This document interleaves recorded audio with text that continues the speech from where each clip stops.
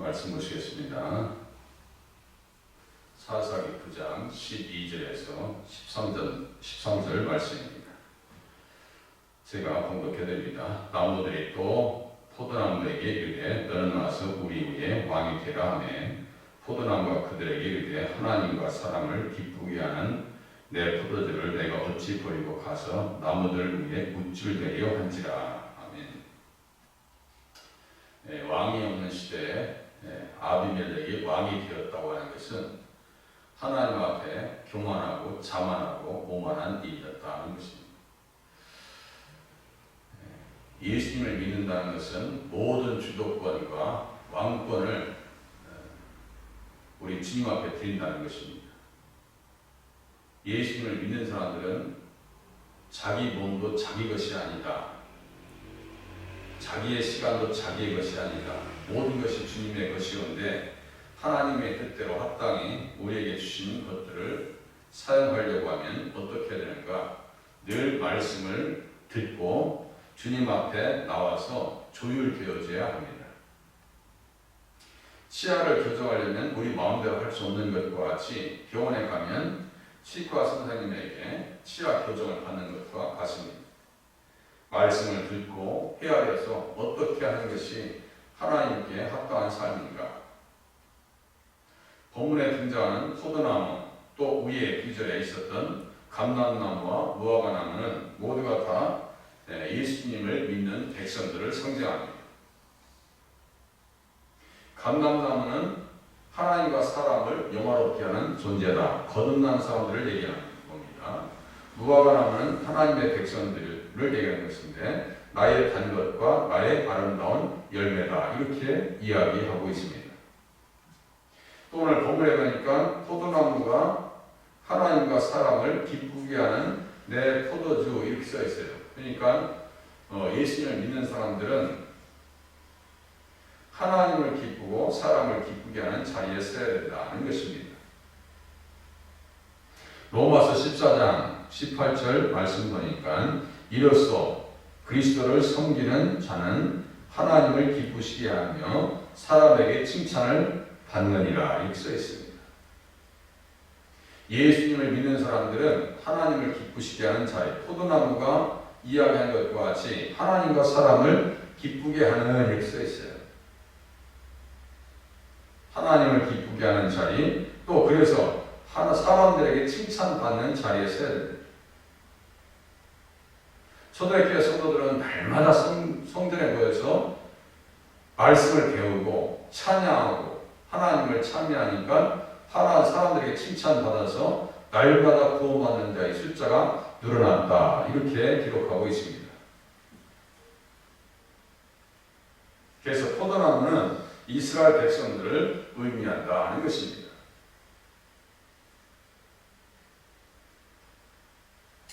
포도나무에서는 무엇이 필요한가? 열매가 중요해요.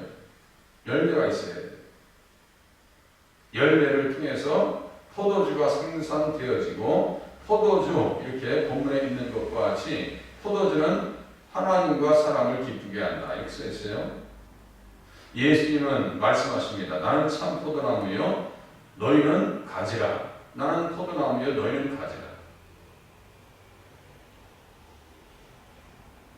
너희가 내 안에 거하고 내 말이 너희 안에 거하면 무엇이든지 원하는 대로 구하라. 그리하면 이루리라. 그런데 내 안에 거하지 않냐면 포도나무 대신 예수님에게 우리가 붙어있지 아니하면 가지처럼 밖에 버려져 마르나니 사람들이 그것을 모아다가 불에 던져 사르느니라. 이렇게 말씀하고 있습니다. 열매를 맺어야 하나님께서 기뻐하시고 열매를 맺어야 내 아버지께서 영광을 받으실 것이다. 요한복음 15장 8절에서 기록하고 있습니다. 포도주는 어떠한 방법으로 하나님을 기쁘시게 했는가? 어떠한 방법으로? 구약의 포도주는 전제, 제사를 드릴 때 사용돼요. 전제라고 하는 것은 부어서 드리는 제사입니다. 우리가 가끔 말씀드렸던 369, 이거는 예수님이 제3시에 제9시에 제3시에 십자가에 달리시고 제9시에 운명하셨고 십자가에서 육신은 온 땅에 어두움이 임했던 시간입니다. 그래서 민수기 28장 4절에 보면 3번째에 대한 말씀이 나오거든요. 어린 양 한 마리는 아침에 드리고 어린 양 한 마리는 해질 때에 드릴 것이요. 그 아침이 3시고 성경에 기록되어 3시, 우리의 시간으로 얘기하면 9시죠. 9시입니다. 6시간을 더해야 되니까. 해질 때에 드릴 것이요. 9시에요. 여기에 또 6시간을 더하면 오후 3시간입니다. 그러니까 해질 때는 오후의 중간 시간. 해질 때 어린 양을 잡는다. 어린 양이 죽어지는 시간입니다. 그리고 거기에 전제를 부어라. 어린 양 한 마리에 4분의 1 진을 들이대 거룩한 곳에서 여호와께 독주의 전제를 부어 드릴 것이며, 이렇게 하면 여호와께 향기로운 화제로 드려진다 했어요. 하나님께서 기뻐하시는 제사로 드려진다는 거예요. 포도주가 포도나무가 성도들이 그러한 존재가 되어야 돼요. 하나님께서 기뻐 받으시는 존재. 여호와께 독주의 전제를 부어 드릴 것이며, 이렇게 써 있어요. 이것은 예수님의 고난과 희생과 피를 상징한다 이거예요. 포도주가 예수님의 고난과 희생과 희생의 피를 상징한다. 이것이 하나님을 기쁘시게 하고 하나님께서 받으시게 되는 일이다. 성도님들은요, 그렇게 포도주와 같이 하나님 앞에 드려지는 존재가 되어야 돼요. 디모데후서 4장 6절에 보니까 사도 바울이 얘기합니다. 전제와 같이 내가 벌써 부어지고 나의 떠날 시각이 가까웠도다. 전제와 같이 내가 벌써 부어지고 나의 떠날 시각이 가까웠도다. 그렇게 해서 나는 선한 싸움을 싸우고 나의 달려갈 길을 마치고 믿음을 지켰다. 이렇게 고백하고 있습니다. 사도 바울의 거듭난 삶은요, 하나님을 정말 기쁘시게 합니다. 사람의 비유를 맞춰서 복음을 전한 것이 아니라 하나님을 기쁘시게 하는 그러한 종이 되었습니다. 예수님께서 마지막 성찬 때 무엇을 가지고 이스라엘 제자들과 말씀을 마지막 성찬을 하시는가? 포도주입니다. 또 잔을 가지사 감사 기도하시고 그들에게 주시며 이르시되 너희가 다 이것을 마시라. 이것은 죄사함을 얻게 하려고 많은 사람을 위하여 흘리는 바 나의 피 곧 언약의 피니라. 이렇게 말씀하고 있어요. 포도주는 피를 상징하는 것입니다. 피를 상징하는. 포도주는 제사 때 쓰임받습니다. 포도주는 사도 바울과 같이 희생의 상징입니다. 하나님 앞에 그렇게 포도나무가 이야기한 것과 같이 하나님을 기쁘게, 사람을 기쁘게 하는 자리에 성도들이 서셔야 됩니다. 그것을 내가 어찌 버리고 가서 나무들 위에 우쭐대리요 라고 하는 것은 혼란스럽지 않게 하겠다는 거예요. 예수님이 진정한 왕이시죠. 포도나무의 열매를 맺지 아니할 때 하나님께서는 너무너무 슬퍼하셨어요. 진노하셨습니다. 이사야서 5장 2절에 보니까 땅을 파서 돌을 치하고 극상품 포도나무를 심었도다. 이렇게 말씀하셔요. 포도원에 대해서 얘기하실 때 이사야서 5장 극상품 포도나무를 심었도다. 이스라엘 백성들을 가나안 땅에다 잘 심어놨어요. 그 중에 망대를 세웠고 또 그 안에 술틀을 팠도다. 좋은 포도 맺기를 바랐더니 들포도를 맺었도다. 전혀 쓸모없는 냄새나는 들포도. 그러면서 설명해 주십니다. 만군의 여호와의 포도는 이스라엘 족속이요 그가 기뻐하시는 나무는 유다 사람이라. 유다 사람, 이스라엘 사람이래요. 실제 저도 이스라엘 백성들을 가나안 땅에다 심어놨더니 너무 처음에는 잘 먹고 잘 살았습니다. 시편 80장에 보니까 주께서 한 포도나무를 애굽에서 가져다가 민족들을 쫓아내시고 그것을 심으셨나이다. 민족들을 쫓아내셨다고 했어요. 이 민족들이 가나안 7족속이고 창세기 15장에 등장하는 족속들입니다. 가나안 족속, 아모리 족속들입니다. 그들을 왜 쫓아냈어요? 죄인이기 때문에 쫓아낸 거예요. 주께서 그 앞서 가꾸셨으므로 그 뿌리가 깊이 박혀서 땅에 가득하며 그들이 산들을 가느리고 그 가지는 하나님의 백향목 같으며 그 가지가 바닥까지 뻗고 넝쿨이 강까지 미쳤거늘. 잘 살았습니다.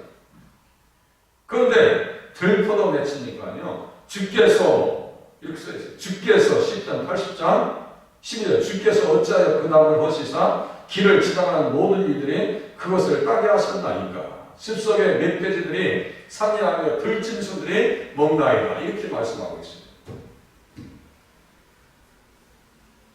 하나님 앞에 합당한 열매를 맺지 아니하면 들짐승들, 멧돼지들이 상이하는구나. 이것을 깨달아 알 수 있어요. 이 들짐승들과 멧돼지라고 하는 것은 이방 민족들, 대표적으로 아스르와 바벨론을 이야기하는 겁니다. 하나님 말씀대로 살지 아니니까, 하나님의 뜻대로 살지 아니하니까 어떠한 것을 경험하게 하시느냐? 상해하게 하고 들짐승들이 먹게 한다고 써있어요. 성경에서 나타난 짐승들은요, 다른 게 아닙니다. 악한 존재들이에요. 악한 세력들입니다. 그래서 그 짐승들을 계시록 20장에 보면요, 결국 그 짐승들도 불과 유황불에 타는 불못에 던져질 것이다. 그러니까 악한 것들은요, 잠시 하나님께서 징계의 도구를 쓰셔서 버리십니다. 20장 10절에 보니까 계시록 그들을 미혹하는 마귀가 불과 유황못에 던져지니 거기는 그 짐승과 거짓 선지자도 있어 세세토록 밤낮 괴로움을 받으리라. 이렇게 말씀하고 있습니다. 그러나 하나님의 백성들에게는요, 죄 가운데 있어도 버리시는 것이 아니라 다시 돌보시는 은혜가 있어요. 시편 80장 14절에 보니까 만군의 하나님이여 구하옵나니 돌아오소서 하늘에서 굴러보시고 이 포도나무를 돌보소서. 돌봐주시고 긍휼히 여기시는 사랑이 있다는 거예요. 세상의 전염병에 창궐하고 칼과 기근에 의해서 멸망의 길로 갔다 할지라도 하나님께서는 어떻게 하시느냐?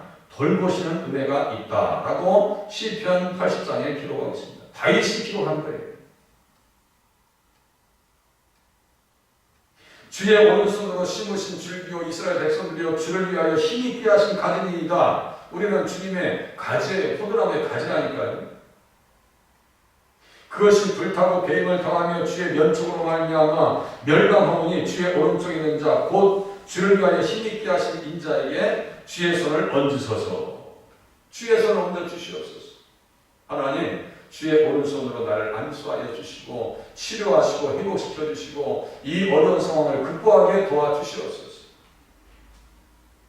그리하시면 우리가 주에게서 물러가지 아니하오리니 우리를 소생하게 하소서. 우리가 주의 이름을 부르리이다. 결국 하나님 앞에 살 수 있는 것은 누구의 손에 계세요? 주님의 손에 계세요. 그러면서 기도합니다. 만군의 여호와여 우리를 돌이켜주시고 주의 얼굴의 광채를 우리에게 비추소서. 우리가 구원을 얻으리이다.